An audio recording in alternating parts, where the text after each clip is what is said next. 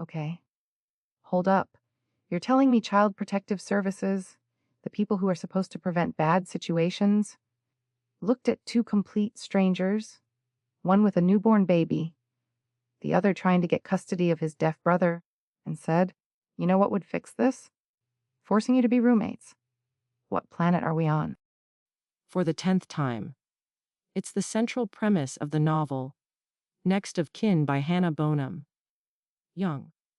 It's a fictional construct called the TeamUp program, designed to explore themes of Themes of bureaucratic insanity, themes of lawsuits waiting to happen. Did the author just spin a wheel of terrible ideas? Okay, let's see. Forced cohabitation mandated by the DMV. No. Wait, CPS? Gold. It's called narrative device, a way to bring two disparate characters together under high stakes circumstances. The book is actually about found family and overcoming. Found family? They found each other because the government apparently thinks Craigslist roommates is a viable foster care strategy. And don't even get me started on the acknowledgments. People lost their minds because she mentioned Harry Potter. Is that even allowed anymore? Did she forget to sacrifice a goat to the internet gods first? We'll get to the acknowledgement discourse later. Can we perhaps discuss the actual characters first?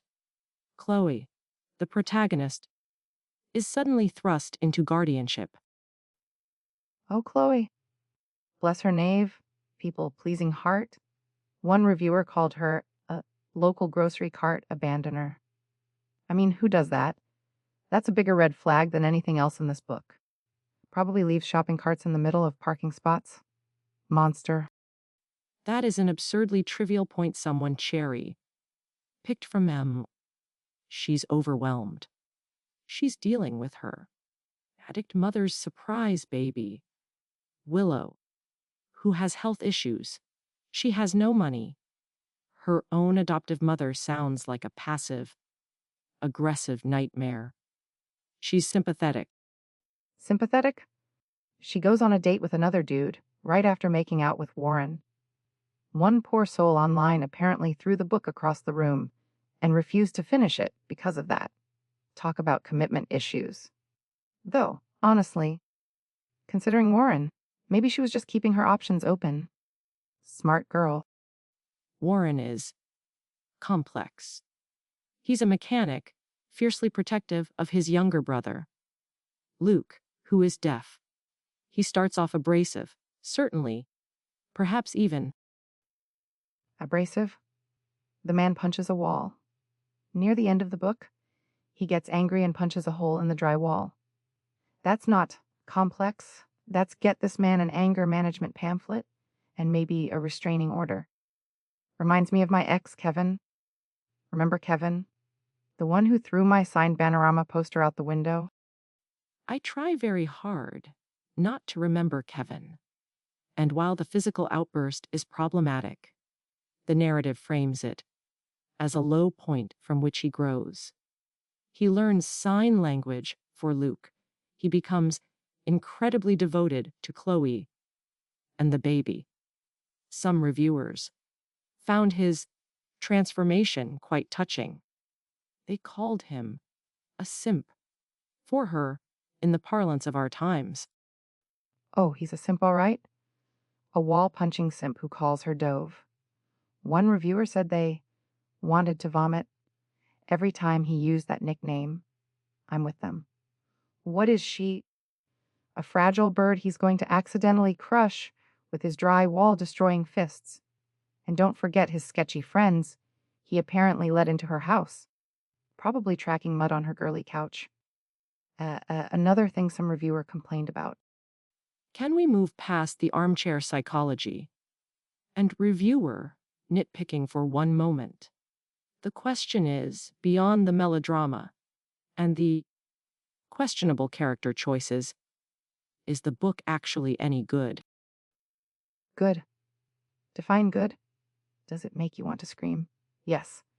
Does it feature a government program seemingly designed by drunk toddlers? Absolutely. Does it have lines that make you blush? Apparently. Someone mentioned a sit on his face line. We cannot.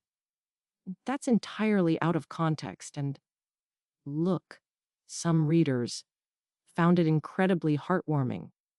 Mother effing cute. One review screamed in all caps. Another admitted to kicking my feet in the air, yelling and pacing around my living room. People get invested. Invested or unhinged. There's a fine line. Like the line between grumpy hero and guy who needs serious therapy before dating anyone. And the Harry Potter thing. A reviewer docked a star and wrote a manifesto because of a name in the thank yous. A pill they can't swallow. It's acknowledgments, not scripture. It speaks to the complex cultural moment we inhabit, where authors, It speaks to people having way too much time on their hands. Okay? Be honest. Would you live with a complete stranger CPS signed you, even if they looked like, well, however hot Warren is supposed to be? Even with the wall punching. that's a ridiculous hypothetical, based on a fictional. The ethical implications alone are staggering. I would certainly consult legal counsel before. Coward. You know what? Maybe the wall punch was kind of hot. Like raw passion. No. Bad me. That's how Kevin sucked me back in. It's not hot, people. It's a cry for help and spackle. Right. So, our final assessment. This experience. Okay, next of kin. I give it 2 out of 5 tubes of dry wall putty. You're gonna need them if you date this guy. And I suppose I rate it 6 out of 10 mandatory therapy sessions for everyone involved, including the reader and possibly the author's editor, for letting that CPS premise through.